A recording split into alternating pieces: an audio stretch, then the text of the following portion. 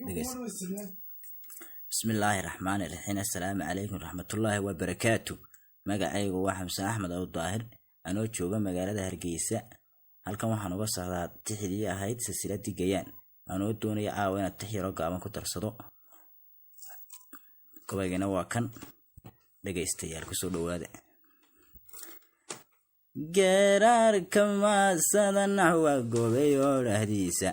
haddii aan go'aansado tixaynaan ku geeraro wagadan lahan jiray inaan gogosha xadhaan adduunyadana noon kala gurayn gudna ka baray guntan baan ka falaqaynaya labada geesoode garku ninu ku baahiyo ninaan golo ka doyaysan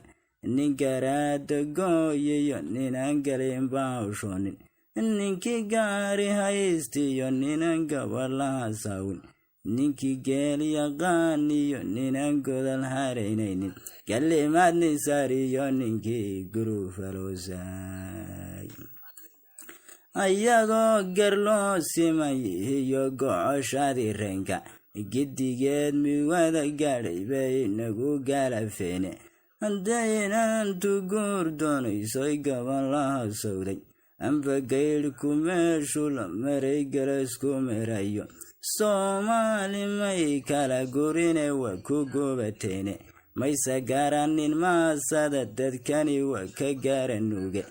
guddidii la saariyo raggii gulufku merayay maradaanay gul wali ka dhaleen waa garnayl culus maasadu hadday godol dhigto laysla garan waayay nin waliba Gayaan buu wata wase kala geede gudcur lama guude meel fog baa laga gaarabaye gar waliba xilbay leedihiyo geeda loo mare warka lama gocde adyar baa laga gadoomay afarta garnaylkan ridiyo gobay hortiisaydhe afar kalena waa maasadan soo gadeeyaye gulun baa ka keenaya yartani godoma falayne ay godna may ku ridin maasada wali goraysaane oo garta lama xumeeye raggani way gagabiyeene ragga gobayga naafeeyayow guriya heestina gacmadalisbaanagu ridan garanamaysane